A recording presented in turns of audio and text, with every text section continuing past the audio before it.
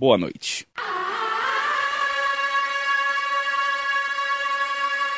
A Postergadores Limitada tem o orgulho de finalmente anunciar o especial da Semana das Habilitações Letras USP 2019.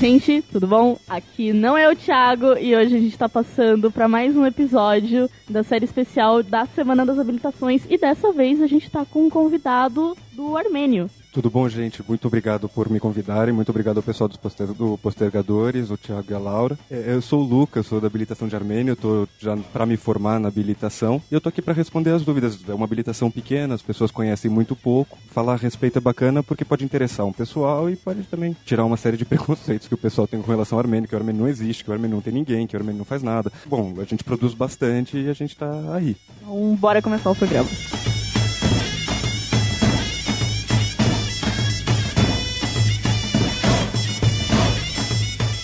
Então, Luca, conta pra gente qual o principal fator ou fatores que te levou a escolher essa habilitação? Foi a sua primeira opção? Então, a minha história com o Armênio é engraçada, não foi minha primeira opção. Quando eu entrei na Letras, eu tava pensando em espanhol, eu ingressei na habilitação de espanhol e passei uns 2 semestres meio perdido, pensando se eu trancava a dupla habilitação, me formava só em português, se terminava o espanhol de qualquer forma, se eu trancava Letras. Por acidente, por querer baixar o alfabeto bonito, eu tenho interesse em alfabetos, por achar o alfabeto bonito, eu peguei a matéria de língua 1, que é alfabetização. Acabei me interessando, fui para cultura também, o quadro geral me chamou bastante, eu encontrei uma área que me interessava bastante e que me fez ficar na Letras, que é o Armênio. Eu comecei a pegar uma série de optativas no departamento de Letras Orientais, eu acabei ficando por lá.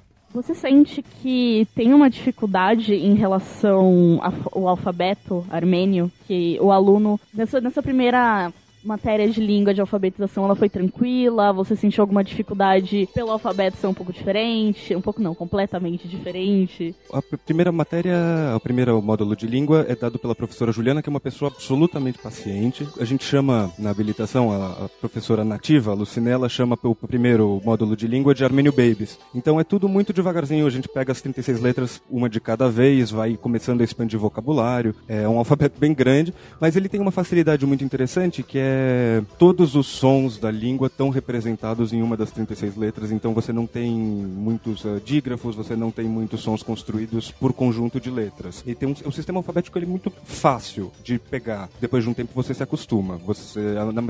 Na primeira módulo de língua você pega o alfabeto tipográfico e você pega também o alfabeto cursivo. E daí você já sai com um vocabulário médio, assim, pra você falar: oi, meu nome é Luca, oi, meu nome é... Então um aluno que ele nunca teve contato com a língua armênia antes, tranquilíssimo pra ele. Tranquilíssimo, foi o meu caso. É uma língua bastante diferente, é uma língua indo-europeia, mas de ramo isolado. Até uma metade do século XIX acreditava-se que o armênio era uma língua indo-persa, por conta de muita semelhança vocabular entre o farsi e o armênio. Mas, na verdade, essa semelhança vocabular se deu por empréstimo, considerando que, ao longo da história armênia, houve momentos muito breves de independência, e grande parte da construção do que se pode chamar de civilização armênia se deu sob domínio dos impérios persas. Daí teve um artigo no século XIX que mostrou que, como o grego, como o albanês, o armênio ele é um ramo isolado do indo-europeu. Caramba, cara, que maneiro. E no seu caso, você entrou no armênio por reranqueamento, certo? Foi tranquilo o processo? Não teve dor de cabeça? Não, foi muito tranquilo. Eu tive a sorte de resolver ir para o armênio no último semestre possível de se fazer o reranqueamento e deu tudo certo. O armênio tem muito pouca concorrência, porque inclusive as pessoas sabem muito pouco a respeito dessa habilitação, qual que é a importância dessa habilitação. Você fala armênio para um estudante de letras, assim, é difícil que ele saiba onde está a Armênia e é difícil que ele entenda também, a princípio, que os armênios não estão restritos a esse território da hoje República da Armênia. Os armênios são uma população diaspórica, como, por exemplo, os judeus também sofreram um genocídio no começo do século XX. Inclusive o termo genocídio foi cunhado pelo jurista judeu-polonês Raphael Lemkin, e o termo foi cunhado tendo em vista os casos judaico e armênio. Então você tem um espraiamento muito grande da população, fala-se muito armênio na França, fala-se armênio no Líbano, falava-se armênio na Síria, fala-se armênio em partes do Irã, na Rússia, nos Estados Unidos, em especial em Los Angeles, fala-se no Uruguai, na Argentina, e os velhinhos da comunidade armênia paulista falam também, em especial em Osasco. Isso é um ponto que eu acho muito interessante, porque eu quero fazer hebraico. Então às vezes eu falo pra pessoa e ela fica naquele, nossa, o único lugar que você vai ter pra trabalhar é Israel, quando na realidade é a mesmíssima coisa. Onde tiver um judeu, vai ter a língua hebraica sendo falada, e a mesma coisa que a comunidade armênia. Tem uma grande diferença que é engraçada, que é o seguinte: enquanto o hebraico nas comunidades judaicas medievais seguiu como uma língua litúrgica, puramente litúrgica, as comunidades não conversavam entre si em hebraico, elas conversavam ou em Yiddish, ou em ladino, ou em línguas locais. No caso armênio, você tem na verdade o armênio clássico, que é o chamado krapar, que é a língua litúrgica hoje, e dele foi se derivando as variantes populares. Hoje você tem, seriam dois modelos dialetais, dois parâmetros dialetais, que seria o armênio ocidental e o armênio oriental.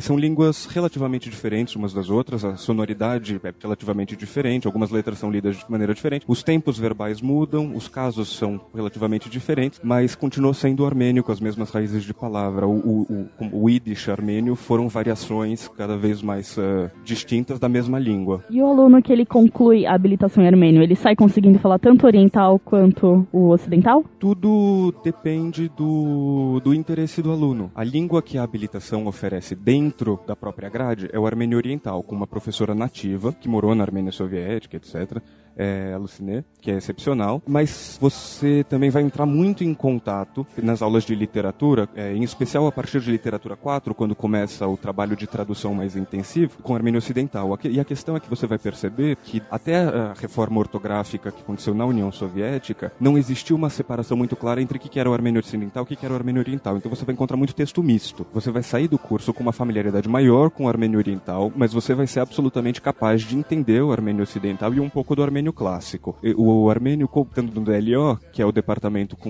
maior número de cursos de extensão, também oferece aulas de extensão em armênio ocidental e em armênio clássico com o professor Sarkis, que é sensacional. A questão é que assim, são muito parecidas as línguas, tem alguma diferença vocabular. Se você já está com alguma familiaridade com o armênio oriental, o armênio ocidental é tranquilo. Então, já que você mencionou um pouco da grade, qual que é o enfoque da habilitação? É licenciatura? É tradução? Como a gente faz parte de uma habilitação muito pequena, o enfoque ele acaba sendo dado em conjunto entre os discentes e docentes da habilitação.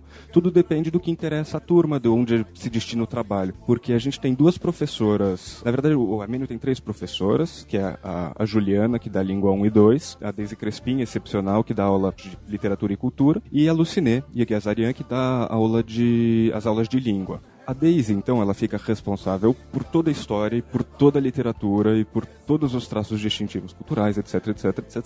E é muita coisa. O que a Daisy faz, então, que é bastante interessante, é que as aulas dela acabam sendo panoramas muito gerais, que vão se especificando conforme os alunos vão lendo as coisas e vão se interessando em discutir e perguntar a respeito de tal coisa.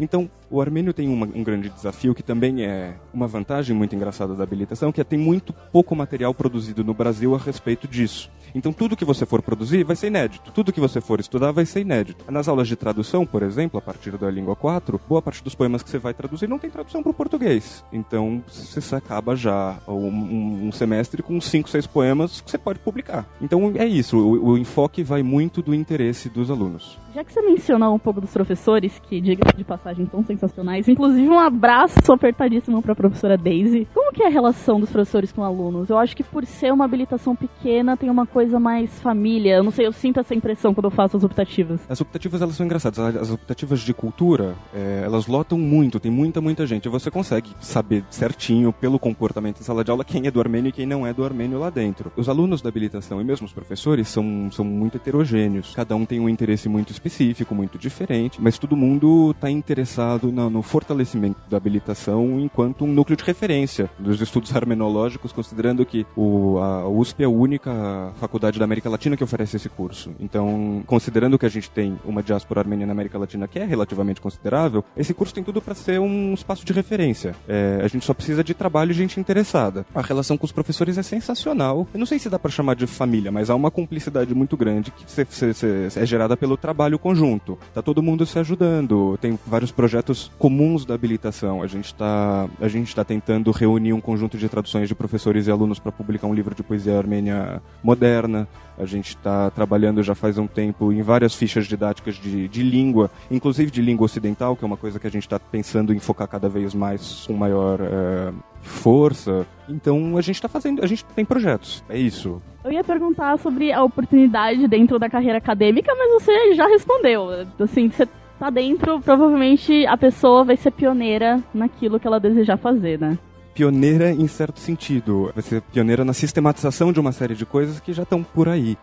A gente precisa de muita gente que fale russo, porque boa parte dos documentos estão registrados em russo por conta do período que a Armênia passou sob domínio do Império Russo, depois dentro da União Soviética, era a menor das repúblicas soviéticas. Então a gente precisa também de gente que fale persa, a gente precisa de gente que fale árabe, gente que fale grego, porque é isso, como os armênios tiveram muito pouca independência ao longo da história, tem muitos documentos importantes, que seriam bastante importantes para a habilitação, que são produzidos pelos povos vizinhos que foram responsáveis pela organização dessas vilas, desses principados, dessas tribos. Mas voltando também para a questão da oportunidade no mercado de trabalho, tem uma coisa que a professora Daisy sempre fala e que eu acho bastante importante, que é o aluno que fizer armênio e não declinar o português, vai continuar com as mesmas oportunidades, tanto em licenciatura quanto em bacharelado, quanto dentro da área de pesquisa, quer que seja, vai continuar com as mesmas oportunidades dos demais alunos que se formarem em português, que fizerem a licenciatura, etc. A gente tem uma escola armênia em São Paulo, que está procurando professores de língua armênia, em especial de armênio ocidental. Então existe essa possibilidade. O que tem só é que, assim, hoje em dia não é um bom período para a carreira acadêmica, né? Então a questão é escavar espaços. A gente está batalhando para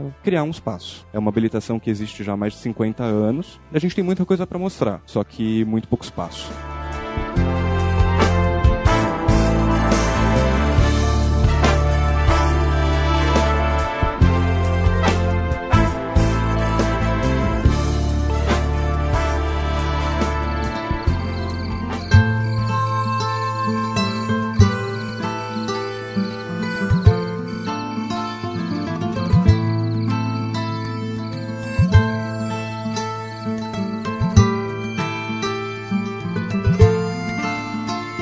Em relação à oportunidade de intercâmbio aqui pela USP, o aluno do armênio abre vagas para a Armênia ou para regiões correspondentes em que ele pode fazer uso desse conhecimento? Então, tem várias possibilidades em andamento. Por enquanto, a gente não tem muitas experiências com intercâmbio. O que a gente tem agora é um trabalho diplomático da professora Luciné com universidades na Armênia, com a Universidade Estadual de Yerevan, que é a capital da Armênia, e com uma universidade em Veneza, para realização de contratos universitários de intercâmbio em armenologia. A gente precisa ver para onde isso vai levar. Outra coisa interessante é que é um bom período para você entrar em armênio, porque em 50 anos da habilitação, essa é a primeira vez que abriu uma pós-graduação em armênio, na área de armênio, o que é bastante interessante. Tem também, a gente está indo atrás do fomento de uma fundação armênia internacional chamada Fundação Gulbenkian, que também pode eventualmente gerar oportunidades de intercâmbio. A universidade, os professores de alguma forma têm contato com as comunidades religiosas armênias, que eu sei que tem lá no São Bento, tem as duas igrejas, né? Tem aquela maiorzinha, mais bonitinha, linda, maravilhosa. Falar da questão religiosa, da identidade religiosa armênia, é um ponto muito interessante, porque as duas igrejas que você tem lá perto da estação armênia de metrô, elas são de confissões diferentes. Você tem uma igreja apostólica armênia, o cristianismo apostólico armênio ele surgiu em 301, enquanto política de Estado foi o primeiro reino a se converter oficialmente ao cristianismo, antes mesmo de Roma, e eles têm uma espécie de confissão do cristianismo que é particular. É uma igreja autocéfala que não é subserviente a Roma e não é ligada a nenhuma igreja ortodoxa. Eles se chamam de cristianismo apostólico armênio porque dentro do folclore local a fé teria sido trazida pela pregação dos apóstolos São Judas Tadeu e Bartolomeu, apóstolos diretos de Cristo. O Globo Repórter de hoje revela a beleza de uma terra nunca mostrada pela televisão brasileira.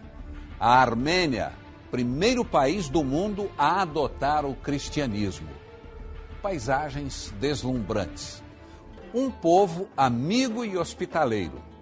Igrejas que estão entre as mais bonitas do planeta. E uma culinária sem igual. A grade de literatura ela funciona com a seguinte divisão. Você tem literatura 1, que começa com poesia pré-cristã e inclusive pré-alfabética, pré-alfabeto mesoropiano, mas depois, ao longo dos séculos V ao IX, vertida num trabalho a longo prazo pelos monges tradutores. Daí vocês vão ver também o começo da historiografia épica armênia, vocês vão ver também o mito da cristianização, que é muito interessante, que está escrito na história dos armênios do Agatângelos, que é sobre como um rei se tornou um porco selvagem e foi depois revertido ao estado humano pelo Gregório Iluminador, que teria sido quem estabeleceu a igreja armênia, e o primeiro católicos, que é no grosso o papa da igreja apostólica armênia. No segundo módulo das disciplinas de literatura, vocês vão começar com poesia cristã, poesia monástica cristã. Vocês começam lendo o Narekatsi, o Krikor Narekatsi, que escreveu uma espécie de grande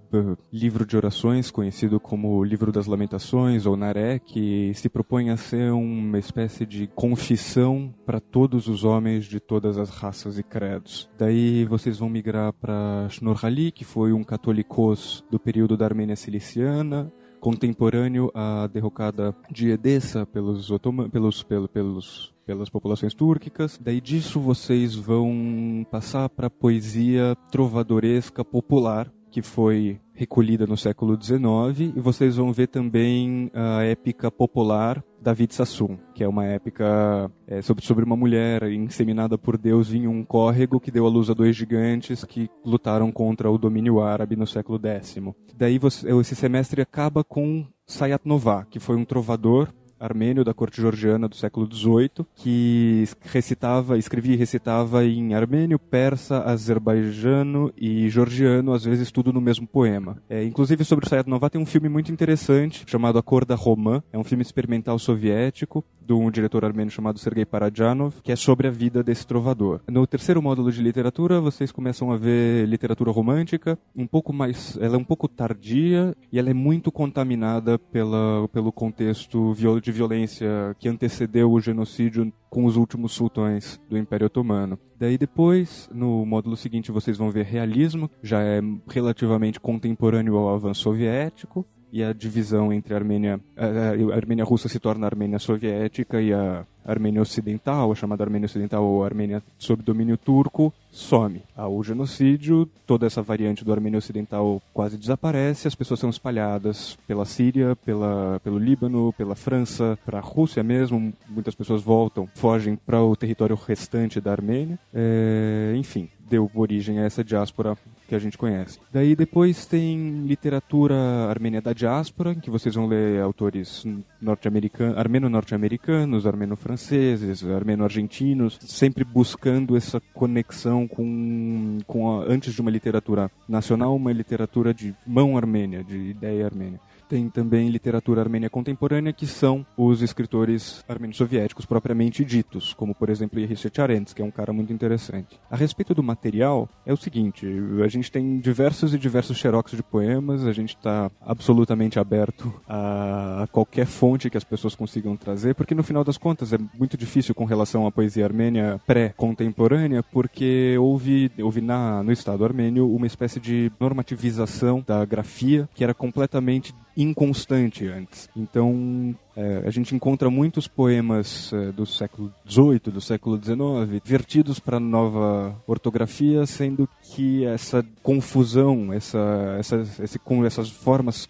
muito distintas de se escrever as mesmas coisas, são importantes para dar essa ideia de quadro geral, de espraiamento, de falta de definitude do que era, no final das contas, essa civilização armênia antes. A busca por material é isso, é uma constante busca. Em língua, a gente produz os nossos próprios materiais, com base em algumas gramáticas estrangeiras. As gramáticas de armênio ocidental, elas normalmente estão em espanhol ou, eventualmente, em inglês ou em árabe. E as gramáticas de armênio oriental estão majoritariamente em inglês e russo. A partir do que a gente destila dessas gramáticas, somada ao que a gente tem nas aulas, a gente foi produzindo uma série de coisas. Hoje a gente tem 2 apostilas, uma de alfabetização e uma do sistema de casos do armênio oriental, e tem uma terceira a caminho, que é a respeito de formação de verbos, etc. Frutas e verduras orgânicas e o pão ainda assado debaixo da terra. As águas quentes que brotam no alto das montanhas geladas curam todo tipo de doenças. Nossos repórteres embarcam num dos maiores teleféricos do mundo e descobrem a catedral escavada na rocha. E o Monte Ararat? Segundo a Bíblia, foi neste ponto que encalhou a Arca de Noé depois do dilúvio. Você comentou bastante sobre a história da Armênia e eu não consigo deixar de pensar que se eu fosse uma aluna da história, eu ia ficar interessada em fazer as optativas, especialmente de literatura e de cultura. Como que é a abertura? Tem bastante vaga para optativa para pessoas de outro curso? Tem sim. As matérias de cultura, elas são grandes sucessos da Letras, elas lotam, tem 100 pessoas, 80 pessoas. Elas são bem disputadas, até porque a Daisy é uma professora muito querida. As pessoas tendem a gostar bastante dela e de como ela dá aula e tudo mais. E as matérias de literatura, até literatura 4, que é quando começam as traduções, elas também são abertas para optativa. A literatura 1 é chamada de épica, né? A gente vê desde resgates medievais do que seriam as canções pré-cristãs, que são chamadas de cantos de Gorten. Você tem a literatura que começou a surgir desde a criação do alfabeto armênio, que foi uma criação de um monge armênio do século V chamado Mesrop Mashtots, que, segundo a geografia escrita por um discípulo dele, Curium, recebeu o alfabeto numa revelação divina, tudo de uma vez. E você tem uma espécie de reinvenção do que seria a identidade armênia a partir desse século V, que é conhecido como século de ouro. Você tem uma penca de historiografia sendo produzida, tentando mesclar o folclore a respeito da Armênia, do povo armênio pagão, com a genealogia bíblica. Você tem, por exemplo, a transformação a partir do historiógrafo Moisés de Khorenatsi. Você tem... Ele pega esse que seria o gigante pai fundador de todos os armênios, que é o Haik. Os armênios, eles não se chamam de armênios, né? Eles se chamam de Hais. Hayır. Em armênio é Hayastan, o Hayastan, a terra dos Hais. Eles transformam esse gigante Haik num descendente direto de Noé, que teria brigado contra um gigante assírio chamado Baal, nas margens do lago Van, que hoje está na Turquia, e essa briga teria sido contemporânea à Torre de Babel. Então você tem toda essa fundação de uma identidade armênia com a criação do alfabeto. O Moses Khorenatsi, o Mesrop Mashtots, junto com os discípulos dele, saíram em uma espécie de missão alfabetizadora pelas tribos regionais. Eles meio que uniformizaram a língua e armenizaram as tribos locais, porque o Cáucaso e a Anatólia, que são os lugares onde as populações armênias frutificaram, são lugares muito interessantes porque é uma região que são planos que viram de repente montanhas que dividem fisicamente a Europa da Ásia. E essas montanhas abrigaram muitos e muitos povos diferentes, muitas e muitas línguas diferentes ao longo do tempo. Existe uma influência muito grande entre todas essas línguas, e o que houve nesse período do Mashtots foi uma espécie de construção meio à força, meio bancada pela aristocracia armênia recém-cristianizada, para gerar um povo coeso por uma língua, por uma fé, etc. Cara, fala em armênio pra gente. Eu vou tentar recitar aqui o primeiro bloquinho de um poema longo, moderno, do período soviético armênio, escrito por um poeta chamado Yehishe Charentz. Charentz é o pseudônimo dele, é algo como Bobo da Corte ou Brincalhão. Ele é um maluco que foi alistado no Exército Vermelho, que depois do genocídio armênio ele lutou pela preservação do território, e daí criou um manifesto futurista armênio, ele integrou o formalismo armênio, ele foi próximo do Mayakovsky, e ele acabou executado no período stalinista, para depois de Khrushchev ser reabilitado como grande poeta da Armênia soviética. O poema chama Charentznameh. Nameh é uma palavra que não é armênia, na verdade ela é uma palavra persa, antiga, que integra, por exemplo, a épica do Ferdowsi, que é o Shahnameh, ou a Ode dos Chás, a Ode dos Reis, o escrito dos reis, que foi uma épica de restauração da língua persa depois do domínio árabe. E daí o Charentznameh seria um Shahnameh do Charentz com talvez os mesmos objetivos. Começa assim: Dzermatkera mi par, yespitia sortam yergeris kare, yesema antun, anoti, mi poet yerishetcharentz, yes yekelem heruiranitz, hairenikase, Khani makum. Imhogum arevan Irani arevan imhogum. Iskarian mej yergumeim nairian tchorutiun antzir. Iskucheras karmir. Moscovian harov airetzi.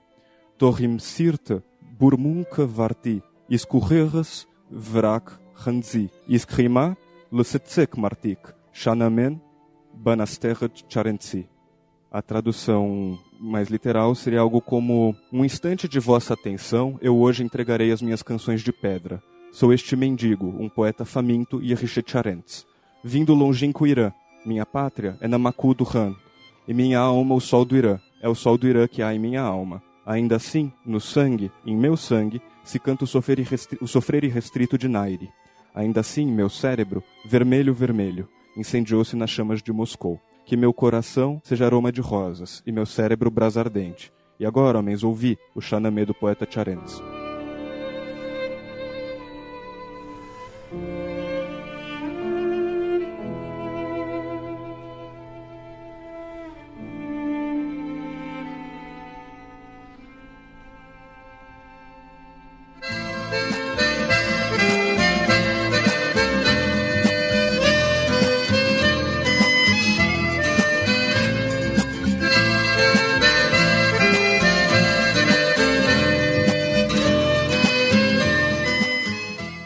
Cara, sensacional. Eu espero que todo mundo armênio seja igual a você, porque, mano, isso é muito legal. Foi um prazer enorme entrevistar você, foi maravilhoso. Você tem muita informação. É bom saber que as pessoas, quando ranquearem por armênio, vão ter um veterano como você. Tem uma coisa interessante a respeito dos armênios, que é o seguinte: todo o folclore deles se volta para uma montanha da região, que é a montanha chamada Ararat, que figura em várias traduções da Bíblia como o lugar onde a Arca de Noé teria ancorado depois do dilúvio. Ararat hoje está na Turquia por conta do genocídio que aconteceu em 1915. Nesse período, a Armênia estava dividida entre o Império Russo e o Império Otomano. O Império Otomano estava em crise, eles estavam perdendo espaços na Europa Oriental. Com isso, movimentos revolucionários armênios começaram a surgir, inspirados pelas efervescências do Império Russo. Eles tentaram matar o sultão acabou sobrevivendo, então começou um contexto de proto-guerra civil. Daí houve um golpe no sultão, uma chamada revolução, a Revolução do Comitê União e Progresso, que foi um grupo secularizado de jovens, chamados Jovens Turcos, somados inclusive a revolucionários armênios, os Tashnaknera, da Federação Revolucionária Armênia, e os Renchaguin, que eram sociais-democratas. Só que daí esse Comitê União e Progresso, em nome do resguarde da Anatólia enquanto território turco, mudou a pauta e transformou os armênios em um grande vilão da nação turca. E houve uma série de deportações, inclusive com aval e financiamento de parte do Império Alemão à época. Muitas semelhanças com o que aconteceu com os judeus no Shoah, no Holocausto, na medida em que, por exemplo, todas as obras ferroviárias que estavam sendo financiadas pelos alemães, a ferrovia Berlim-Bagdá, foi usada para transporte de população e execuções em massa. Enfim, que mais? A respeito do Ararat, tem uma coisa interessante, tem um memorialista russo, um judeu também, chamado Osip Mandelstam, que descreveu os armênios como aqueles que têm um sexto sentido, que é a atração pela montanha, pelo Ararat. Ele falou que os armênios desenvolvem um senso ararático, que desde que ele foi para lá, nas andanças dele, toda vez que ele olhava o horizonte, ele pressentia por trás dos olhos que a montanha gigantesca se pronunciaria no horizonte. E ele passou a sempre buscar a montanha no horizonte. A Luciné fala a mesma coisa, que em São Paulo todos os dias ela acorda, ela olha pela janela, não vê o Ararat e fica triste. Então foi isso. Foi um prazer incomensurável. Valeu! Então, se você tá interessado no armênio, eu acho que depois desse programa você tem absoluta certeza de que essa é a sua mais nova habilitação. Luca, obrigado por ter vindo aqui com a gente e a gente encerra por aqui. Eu agradeço muito o convite mesmo. O projeto do Postergadores é super bacana. Essa extensão da Semana das Habilitações é um negócio que vai ficar para os anos seguintes. Muito obrigado pelo convite e falou, gente.